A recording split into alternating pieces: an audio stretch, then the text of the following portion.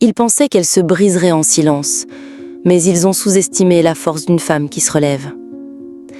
Natacha était assise dans la salle d'audience, les mains tremblantes, non pas à cause de la peur, mais parce qu'elle mesurait la portée de l'instant. Face à elle, de l'autre côté de la table, Robert s'était vautré dans sa chaise avec une arrogance déconcertante, le sourire en coin, tapotant son stylo avec nonchalance avant d'apposer sa signature sur les papiers du divorce. Il riait même, un ricanement discret mais suffisant pour qu'on comprenne. Il pensait avoir gagné. Pourtant, lorsque le juge reprit la parole, le silence tomba. Il restait encore un détail à lire, un point financier. Et au fil des mots, ce sourire si sûr de lui s'effaça. Natacha ne repartait pas ruinée, non. Elle partait plus riche que lui ne le serait jamais. Et pas seulement en argent. Elle avait rencontré Robert à 22 ans. Elle croyait à l'amour, au soutien, à l'avenir à deux. Il rêvait de créer sa propre entreprise technologique et elle de lancer une marque de mode. Mais elle mit son rêve de côté pour le sien, persuadée qu'aider l'homme qu'elle aimait était plus noble que de suivre son propre chemin. Elle travaillait de longues heures dans une banque, puis rentrait cuisiner, nettoyer, l'encourager. Quand il n'avait pas de quoi payer le loyer, elle vendait discrètement ses bijoux. Elle ne se plaignait pas, croyant qu'un jour, ils récolteraient ensemble les fruits de ses sacrifices. Elle pensait que c'était cela, aimer vraiment. Se donner sans compter, croire qu'en élevant l'autre, on s'élève ensemble. Elle se disait que l'amour, le vrai, revenait toujours. Mais elle ignorait qu'à mesure qu'elle le hissait vers le sommet, Robert, lui, oubliait celle qu'il avait soutenue dans l'ombre. Mais même là, Natacha ne s'est jamais plainte. Elle a observé. Elle a gardé en mémoire. Quand l'application de Robert a percé, tout a changé. Les médias l'appelaient, les conférences l'acclamaient, l'argent affluait. Plus son monde grandissait, plus Natacha rapétissait dans son quotidien.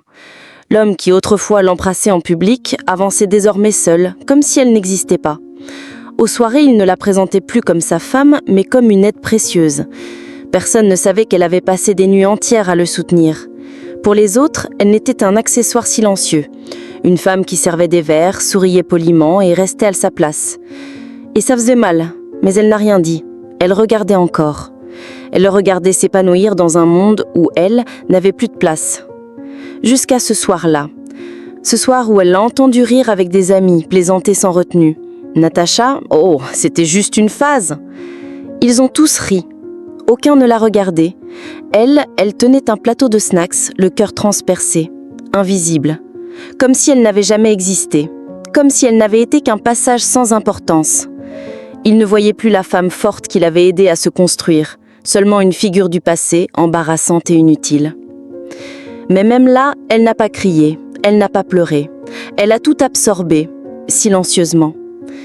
Et dans ce silence, une étincelle s'est allumée. Une flamme ancienne, enterrée, a commencé à reprendre vie. Elle se rappelait qui elle était, avant de l'aimer, avant de s'oublier.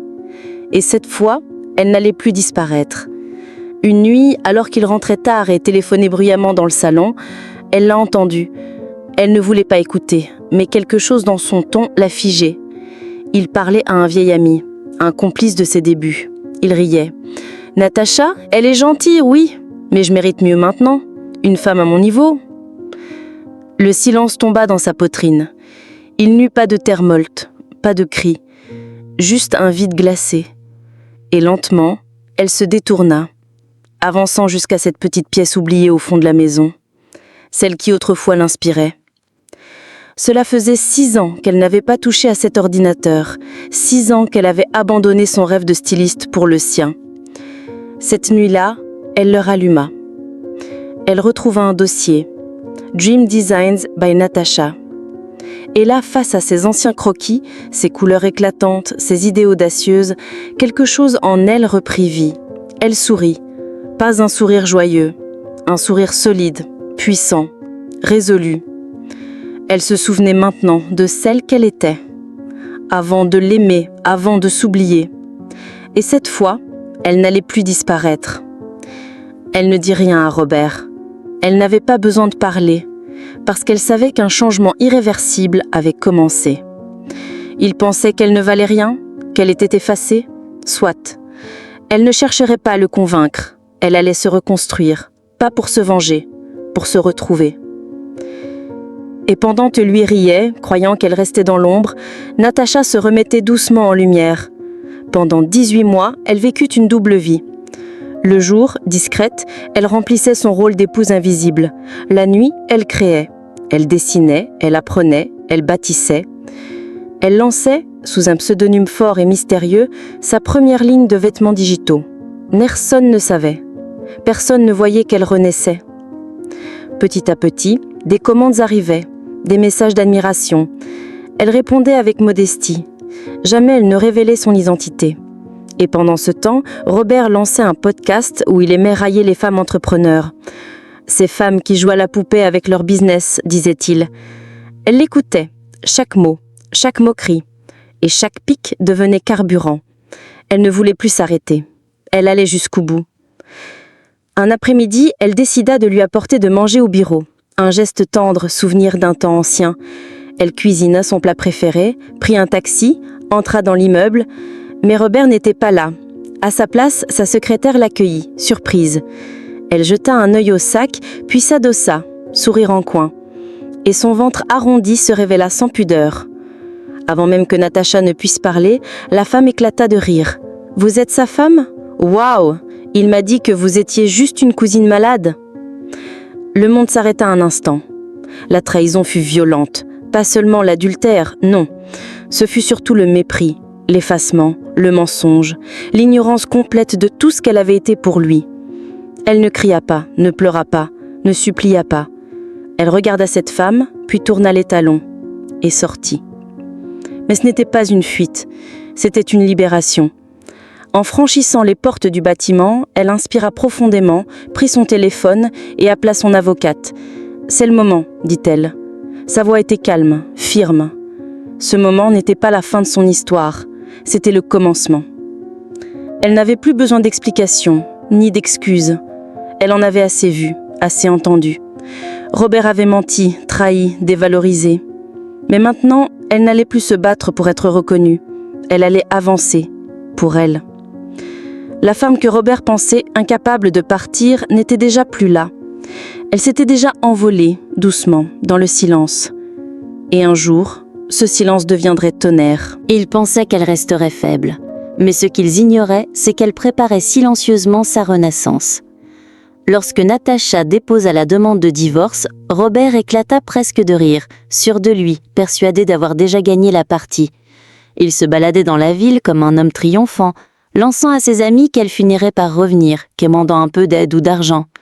Il disait qu'elle ne pourrait pas survivre sans lui, qu'elle n'était rien sans son nom. Dans sa tête, elle restait cette femme effacée, cette épouse silencieuse à l'arrière-plan, une ombre dans sa réussite, incapable d'exister sans lui. Il assurait qu'elle allait sûrement réclamer une pension alimentaire et répétait qu'il refuserait catégoriquement juste pour lui donner une leçon, pour la remettre à sa place. Mais ce que Robert ne savait pas, c'est que Natacha n'avait pas attendu le divorce pour reprendre sa vie en main.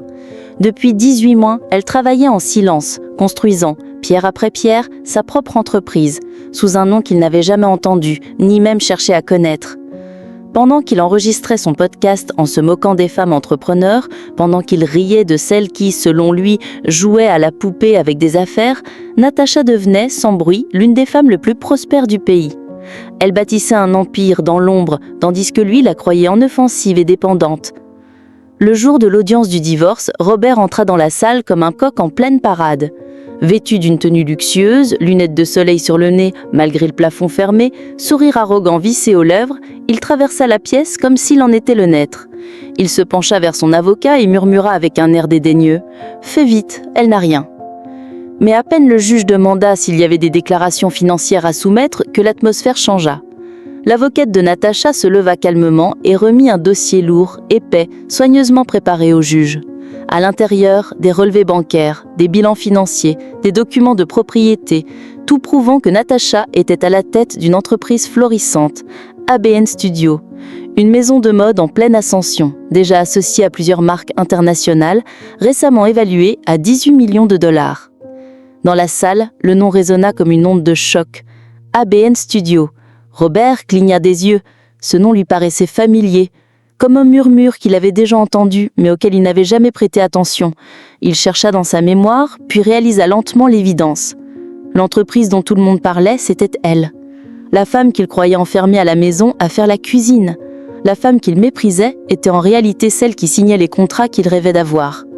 Et Natacha, elle ne le regarda pas, elle ne sourit pas, elle ne leva pas la voix.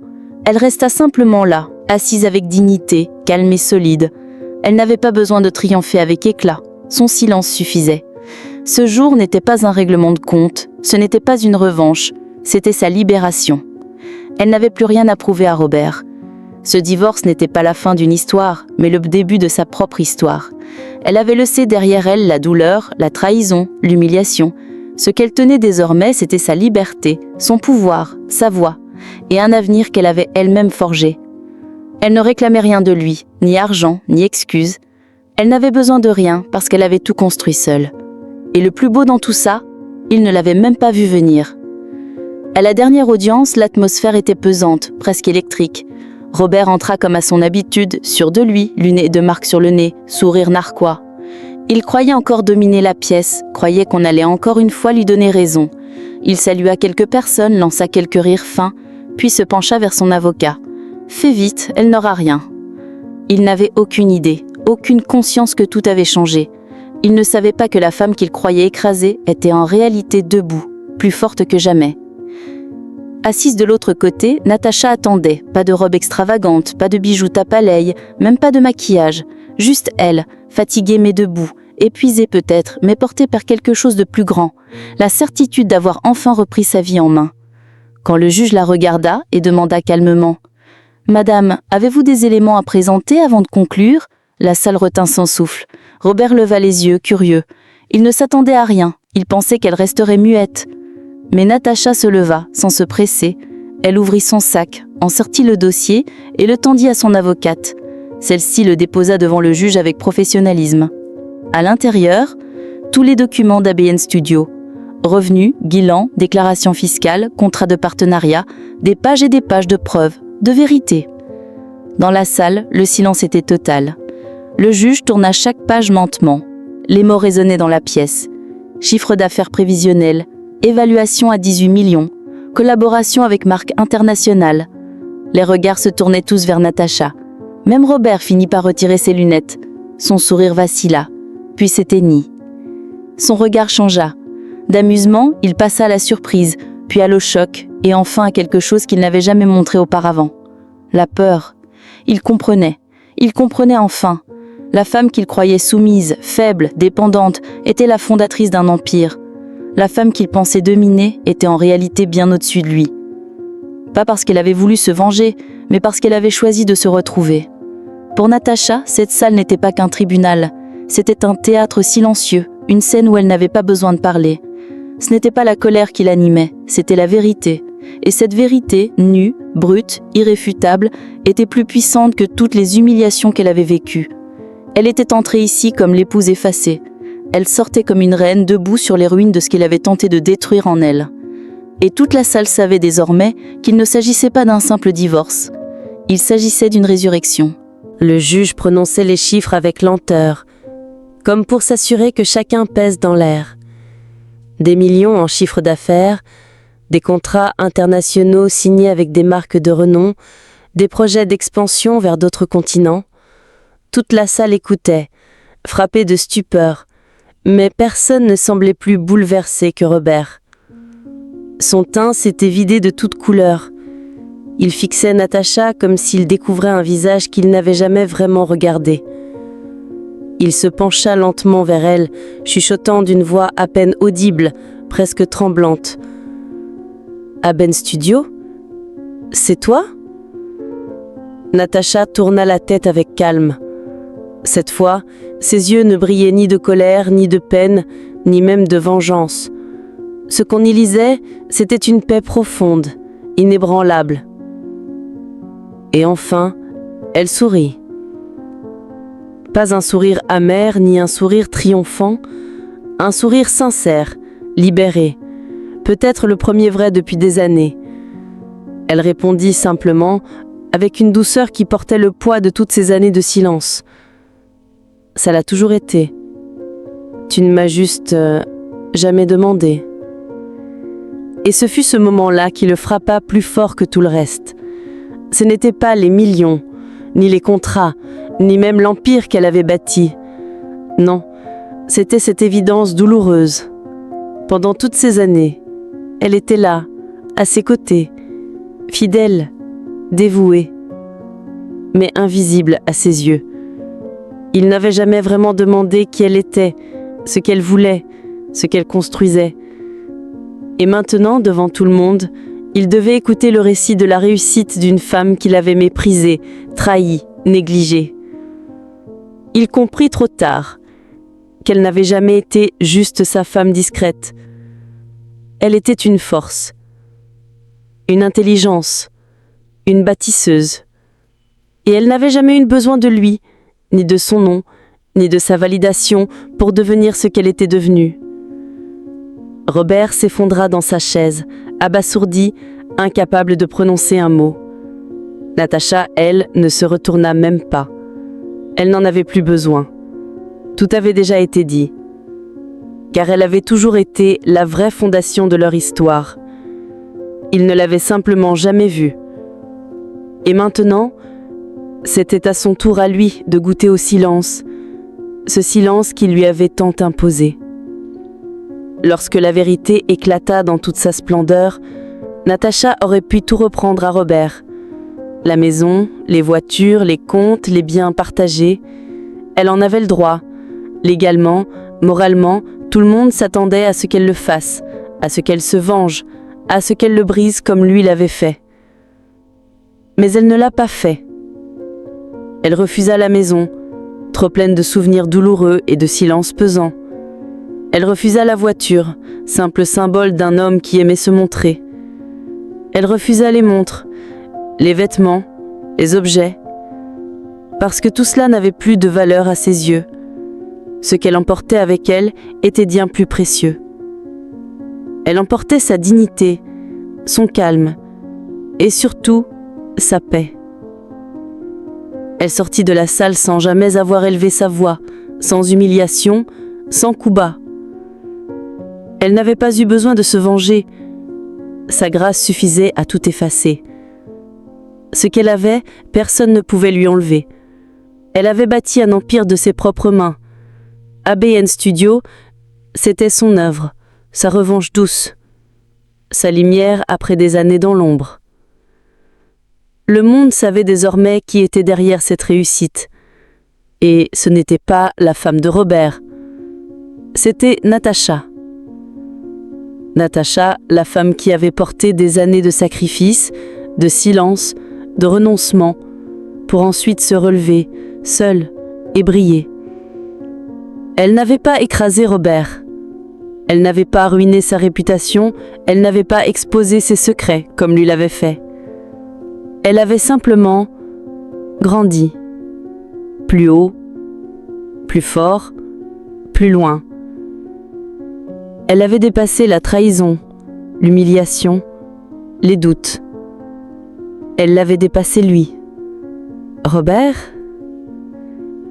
Il avait peut-être gardé la maison, les voitures, les montres. Mais il avait perdu la seule chose qu'aucune fortune ne pourrait jamais racheter. Une femme qui avait cru en lui, plus qu'il n'avait jamais cru en lui-même. Et cette perte-là, il la porterait longtemps, parce qu'elle n'avait pas pris sa revanche. Elle avait repris sa couronne. Et elle la portait désormais dans le silence de la grandeur. 6 mois passèrent. Un matin, Robert étendait seul dans la salle d'attente d'un immeuble d'affaires. Il tapotait nerveusement les doigts sur la coudoir, l'œil fatigué, la mailleur. Par habitude, il prit un magazine posé là. Il le feuilleta sans intérêt, jusqu'à ce qu'une image arrête net son geste.